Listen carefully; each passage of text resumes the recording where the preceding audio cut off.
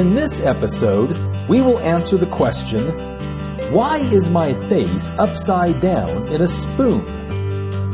The answer to that question takes us into the world of mirrors and lenses. We will cover the behavior of light, mirrors, and lenses. We start with the behavior of light, specifically light refraction, reflection, and interference. When you look at a spoon, you look upside down. And when you turn it over, you're right side up. Why is this? To understand this, we need to review how light behaves. It usually does one of three things. It reflects by bouncing off a shiny surface. At the atom level, light waves strike a surface atom, causing the atom to briefly vibrate or absorb the energy. The light waves are then retransmitted at a similar angle that they came in at. The smoother the surface, the more directly back the atom will retransmit the light wave. If the surface is more bumpy or curved, the light will tend to scatter, resulting in a distorted or less than perfect reflection. Here, the 110-ton sculpture of Cloud Gate in Chicago has a highly polished stainless steel exterior that reflects nearly all of the light striking it from the city skyline.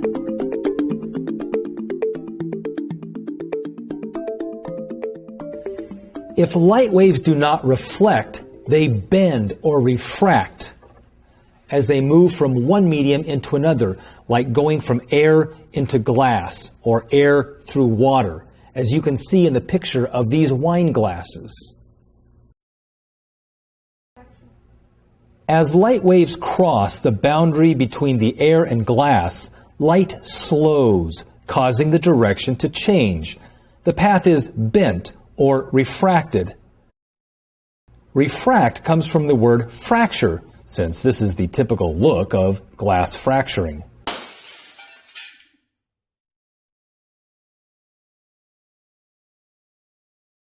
Place a coin in the bottom of a solid-colored coffee mug.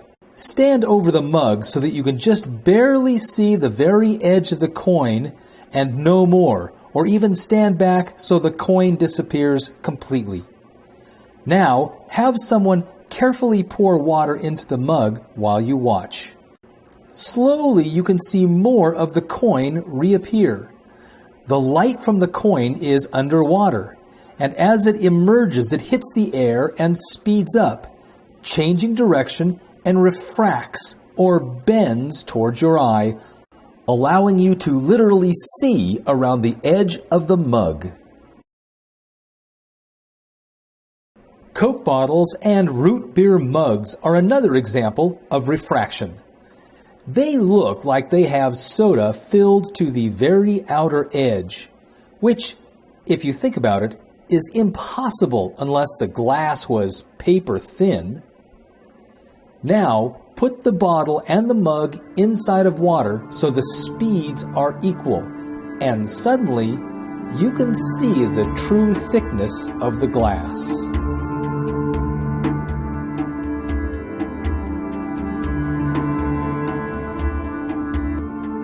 Light reflects, it refracts, and it interferes, as illustrated here, with the two waves interfering with the normal wave patterns. In the first segment on light, we saw how light waves can interfere with each other, like with oil slicks on water and with soap bubbles, where it is called thin film interference, because of the microscopically thin film that a bubble makes, which can either amplify or cancel out certain light waves. This same iridescent interference can often be seen in oil slicks, can be seen in some glassware, in some beetles, and in mother of pearl. The thin overlapping plates in the pearl cause the light waves to interfere with each other, producing the iridescence. Peacock feathers have this beautiful iridescent interference feature. This also happens when light hits really tiny grooves or goes through very small holes. The light waves can interfere with each other. The microscopic grooves etched in a DVD or a CD will cause the light waves to interfere with itself and produce a rainbow of colors.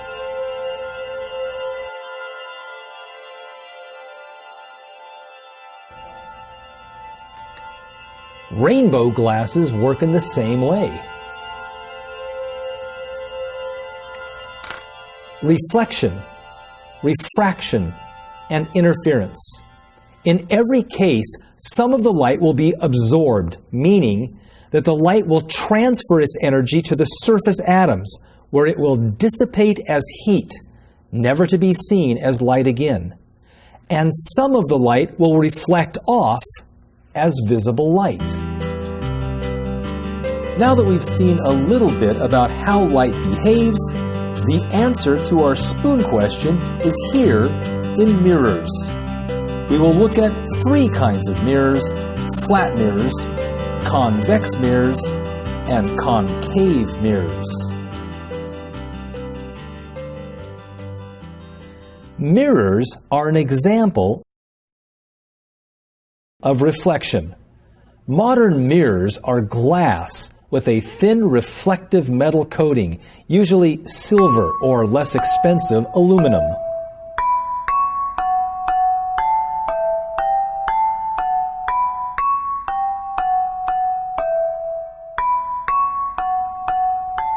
First, there are plane mirrors, also called flat mirrors. We are very familiar with these. We see them every day. Light travels straight, and there are always two rays involved in a mirror reflection: the incoming ray, also called the incident ray, and the outgoing or reflected ray. When you stand in front of a real person, the light travels in a straight line from, say, their shoe to your eye, and our brain correctly determines that the light came straight from that point, from their shoe.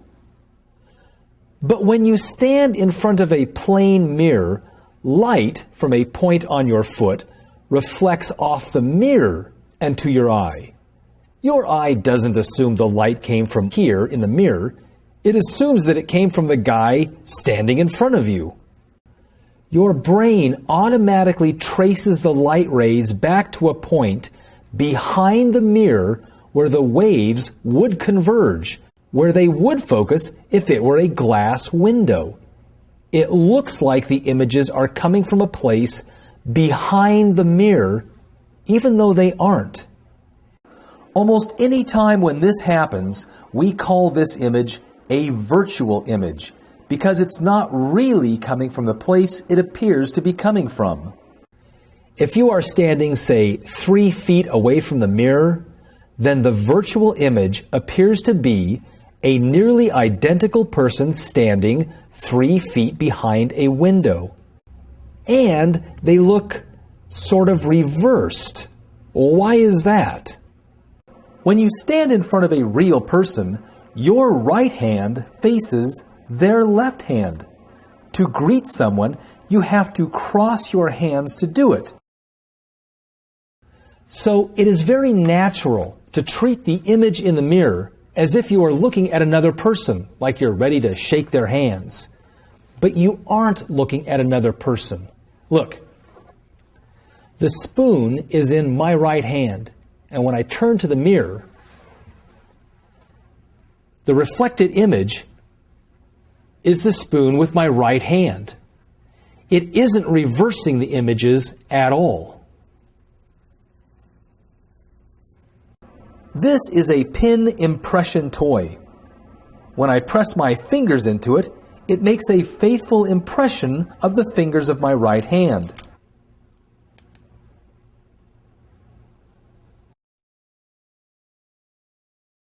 The reflection from a flat mirror is just like this pin impression toy. A flat mirror reflection acts just like you walked up to the mirror, pressed your image inside of it, and walked straight back. Like this toy, it is a faithful impression of light reflecting exactly what is in front of it. A two-way mirror is also a flat mirror, but a two-way mirror has only half of the silver coating that a regular mirror does. Thus, it reflects only half of the light of a regular mirror. Generally, the two-way mirror is installed in a wall between two rooms. When one room is brightly lit and the other is dark, you can view into the side of the room that has the mirror on it, but they only see the reflection. If you turn the lights on in the observation room, you can see inside quite plainly. The same effect happens with mirrored office buildings at night. In the day, it looks like a mirror, but if the light is on at night, you can see into the office perfectly fine. Those are flat mirrors. But what happens if you bulge or bend a flat mirror outward? The image in front of the mirror now looks smaller, plus the curved surface directs more light rays to your eye than when it was just a flat mirror.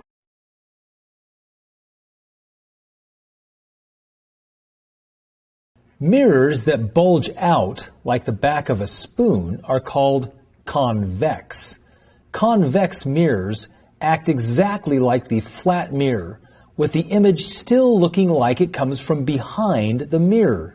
Convex comes from the same root where we get the word vaulted, since a convex mirror is a vaulted-shaped mirror. The bent mirror compresses the virtual image behind the mirror, making all the images smaller. And since it is bent, it now collects a lot of light from the wider angle and directs all of that light towards your eye.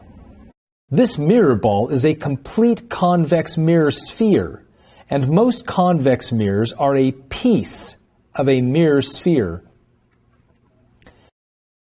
A lot of image can be seen in a very small space, and thus the images appear smaller and far away. Just like the flat mirror, your brain again assumes that the light rays have reached the eyes in a direct straight path and automatically tracks the lines back to the point behind the convex mirror where the rays converge, where they focus.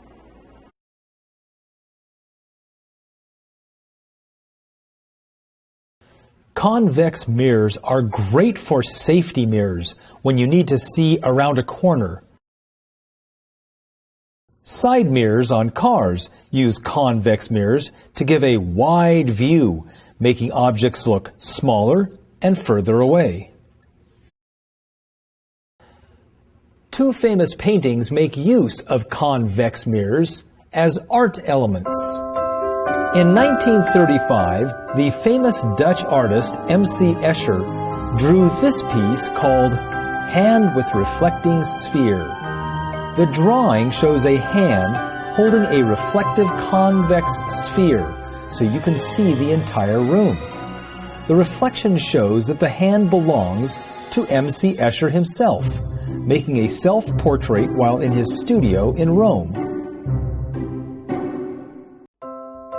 The other is a famous oil painting by another Dutch artist, Jan van Eyck. It is called the Arnolfini Wedding.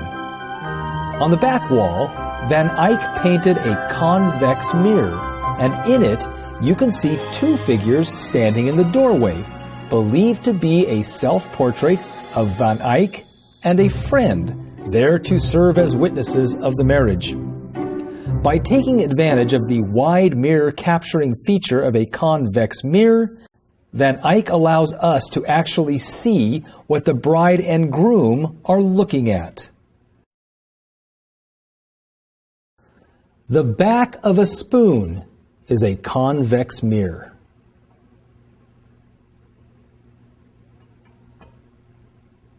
If you can bend a flat mirror outward and make a convex mirror, what happens if you bend it inward? Well, it just so happens that bending a flat mirror inward produces one of the most complex and useful of all mirror images. Mirrors that curve away from the viewer, like the inside of a spoon, are called concave, because concave literally means with a cave.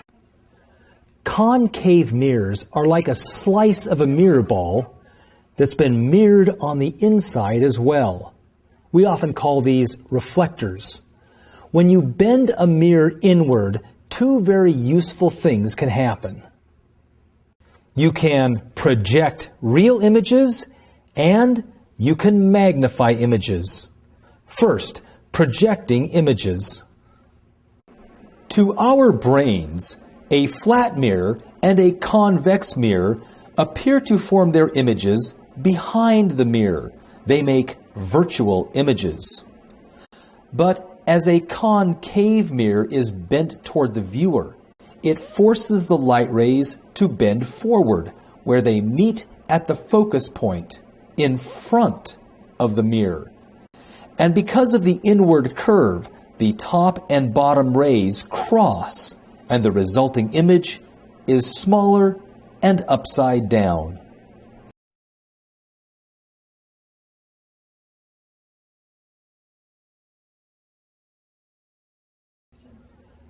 As we saw, a concave mirror is actually just a slice from the inside of a mirrored sphere or ball. If you put a dot in the exact center of the ball, then cut the ball in half, that dot is the curve center, or the center of curvature. And halfway between the back of the mirror and the curved center is the focus. All the rays reflecting off the concave mirror go through the focus. The top rays reflect to the bottom, and the bottom rays reflect to the top, crossing at a point in front of the mirror, making a real, projectable, upside-down image. Most concave mirrors are not this small. Most come from spheres that are much, much larger, pushing back the curved center and the focus. If the object is behind the curved center, then the projected image is small and lies between the center and the focus. If the lit image is exactly over the center of curvature, then the image will also be directly over the center of curvature. And if your object is in front of the curved center, the projected image will be large and behind the center of curvature. In all of these instances, the light rays in a concave mirror make a real, projectable, and upside-down image.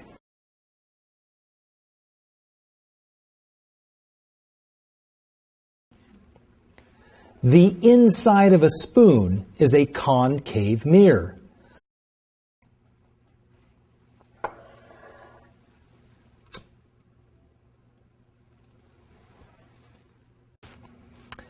By putting a concave mirror in front of a lit object, like this candle, you can see that it really projects an upside-down image on a piece of paper.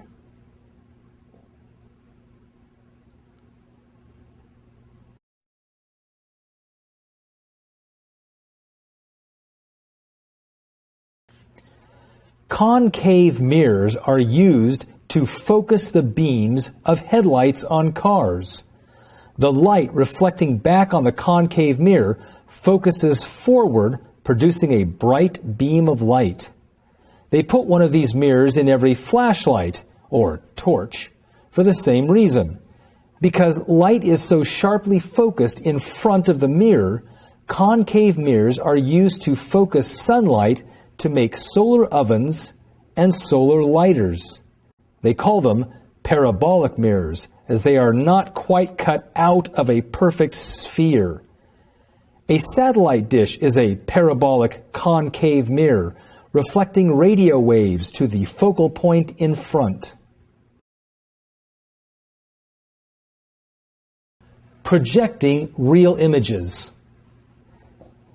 That's the first useful thing you can do with a concave mirror. The second useful thing you can do with them is magnify images. As long as the object is in front of the focus, you will get a real, projectable, upside-down image.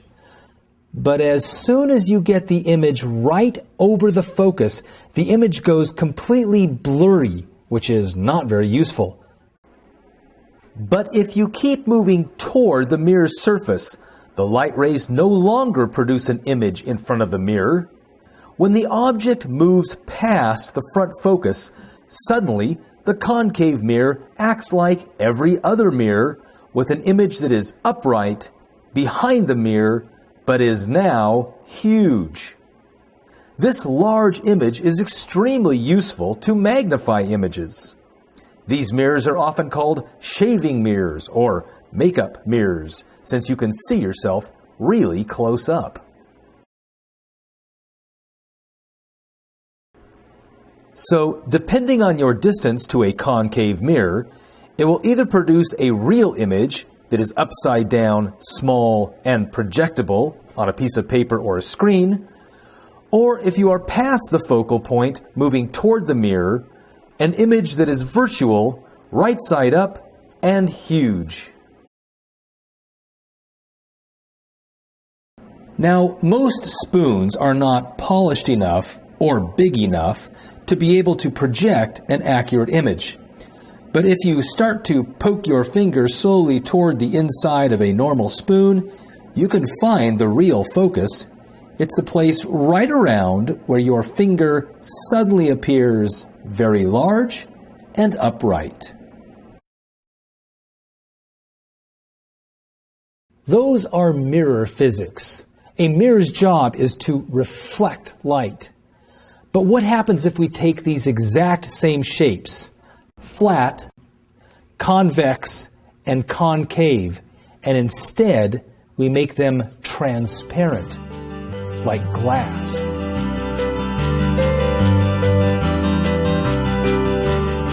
This moves us to our final section on lenses.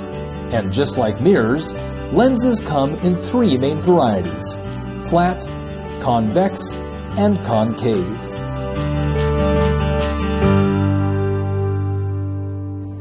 If we make our mirror shapes of flat, convex, and concave transparent, it turns them into lenses. That means that light no longer reflects off of their surface, but rather light actually enters inside the glass. And once inside, it will slow down and bend and refract the light. Mirrors bounce light, lenses bend light. If a plain mirror becomes transparent, we call that a window. Regular window glass in your home refracts almost all of the light streaming into it from the outside. Now, it does reflect a small percentage of your image, just like a mirror, but so much of the light is refracting from the outside, you can only see through the glass. In fact, if you think about it, you don't see through anything at all. The light is transferring through the window and comes to you. The light sees you. At night, there is no light outside refracting through the window because it's dark outside. Now you can clearly see that small percentage of the reflected light, and it looks more like a mirror than a window. Light bends as one part of the wave slows down while the other part of the wave is still going fast. This shopping cart is like a wave of light. As it moves, if one wheel hits grass, it slows down, but the other wheels are still going fast on the pavement. Thus, it turns the cart. It bends the path of the shopping cart. And it's the same way with a light wave. As it hits a slower medium, it bends the path of light.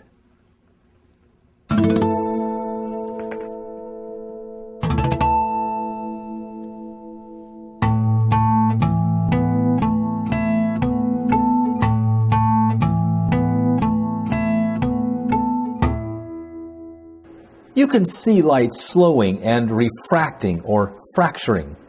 The pencil refracts at different speeds when traveling through the air, the oil on top, and the water. When you look straight at it, the refraction isn't noticeable. But shift the glass to the side, and the light from the water is now off course from the light in the air because of the different refracting speeds through the different mediums. Plus, the water acts as a magnifying glass, making the pencil look fatter. If you keep moving the pencil to the side, the light bends completely away from your eye, and it disappears almost totally.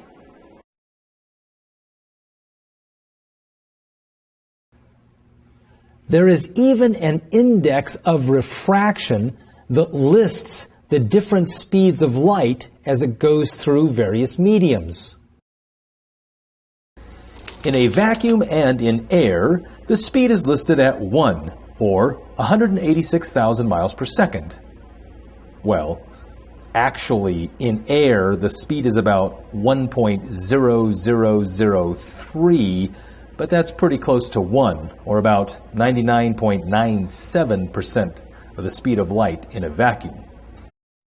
In water, it slows with an index of 1.33, meaning that light slows to about 75% of the speed of light, about 140,000 miles per second.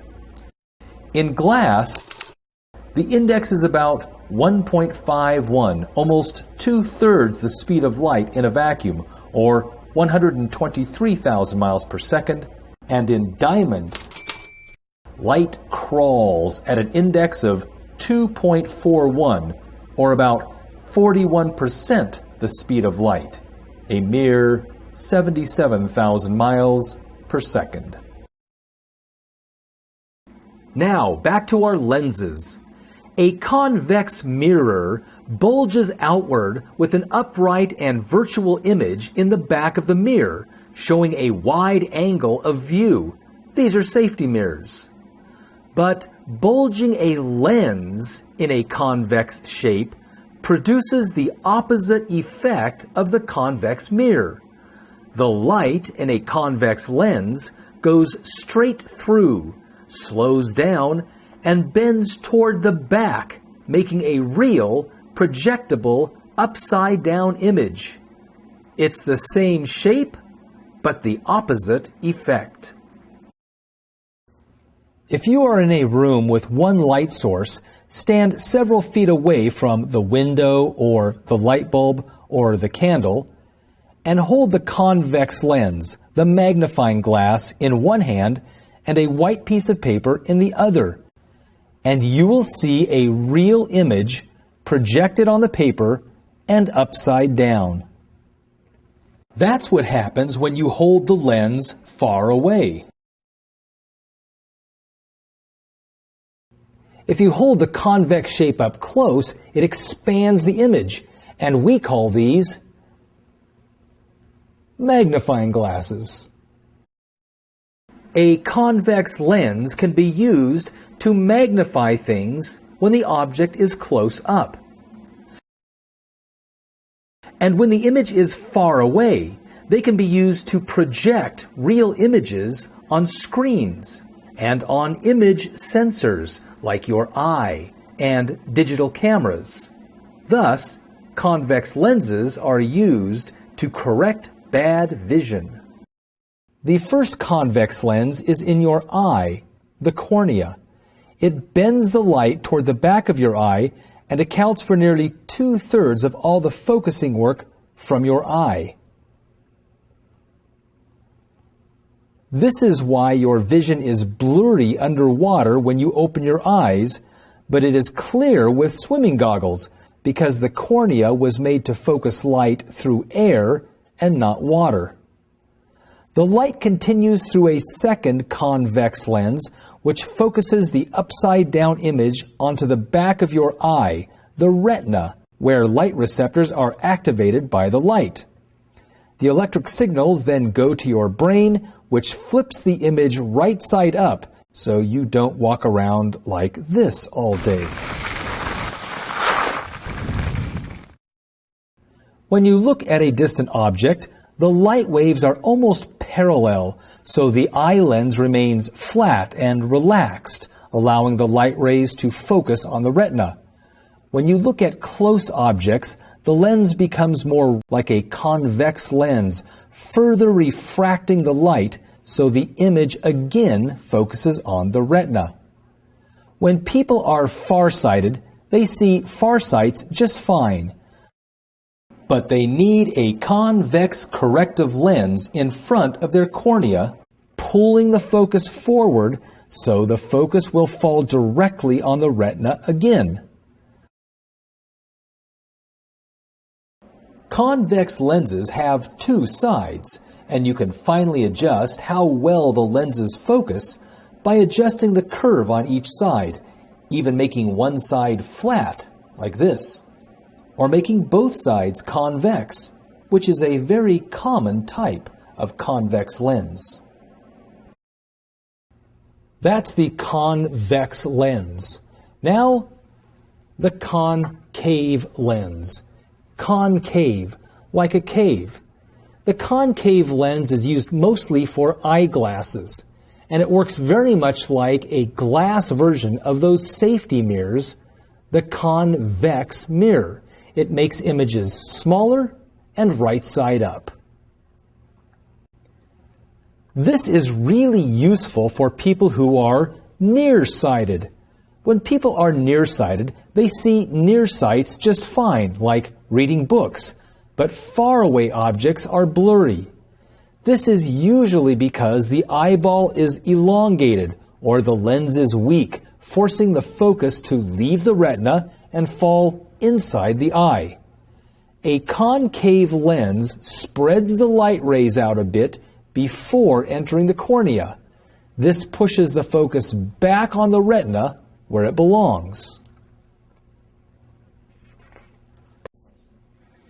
You can also focus light by looking through a tiny pinhole, as the pinhole will block all rays coming at it except those coming directly through the pinhole. Pinhole sunglasses can act as a type of corrective reading glass.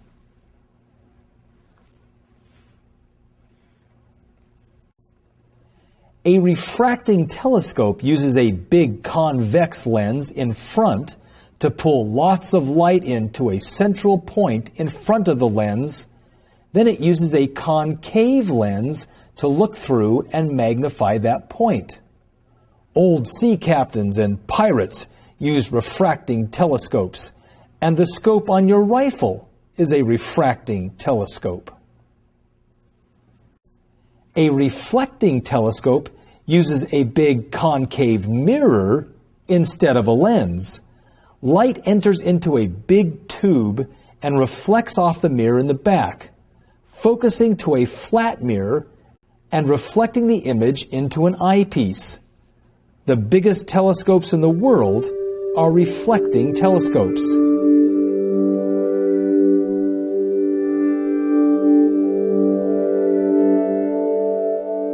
Binoculars are a pair of identical telescopes using a series of prisms and convex and concave lenses to give you a right-side-up, three-dimensional image. Many tourist attractions use coin-operated binoculars for a closer view of the attraction. These lenses and mirrors seem to be everywhere, in cameras, microscopes, submarine periscopes, peepholes indoors, even funhouse mirrors. These all use combinations of convex and concave mirrors and lenses to reflect, refract, and magnify light. And that is why, when you look in your spoon, your image is upside down and smaller, because a spoon is a concave mirror on this side and a convex mirror on this side.